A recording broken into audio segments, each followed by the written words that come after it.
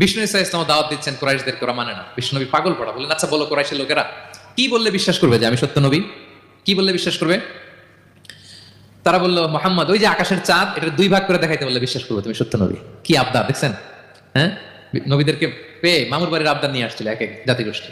বলে, মোহাম্মদ আকাশের জল জলে চাঁদটাকে যদি তুমি দুই ভাগ করে দেখাতে পারো তবেই বুঝবে তুমি নবী। বিষ্ণু ইসলাম আল্লাহর কাছে দোয়া করলেন। আল্লাহ বলেন, ঠিক আছে। ইখতারাবাতিস সাআতু ওয়ানশাক্কাল কমার ওয়া ইয়ারাউ আয়াতান ইয়ারিদু ওয়া ইয়াকুলু সিহরুন মুস্তামির। বিষ্ণু নবী সাবাবা, এই আঙ্গুলের নাম কি?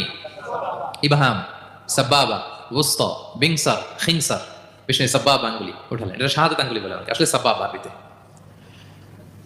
তো বিষ্ণুনবী এভাবে আল্লাহর নাম নিয়ে চাঁদের দিকে ইঙ্গিত করলেন, মুহূর্তে আকাশের জ্যোৎস্না বিলানো চাঁদটা দুই ভাগ হয়ে গেল। কুরাইশরা দেখে তবাক। বিষ্ণু বললেন, এবার কথা অনুযায়ী ঈমান আনো। বলে, Muhammad you are a magician. Muhammad তুমি বড্ড বড় জাদুকর, তুমি চাঁদের মধ্যে জাদু লাগাই ফেলছো। নাউযুবিল্লাহ মিন যালিক।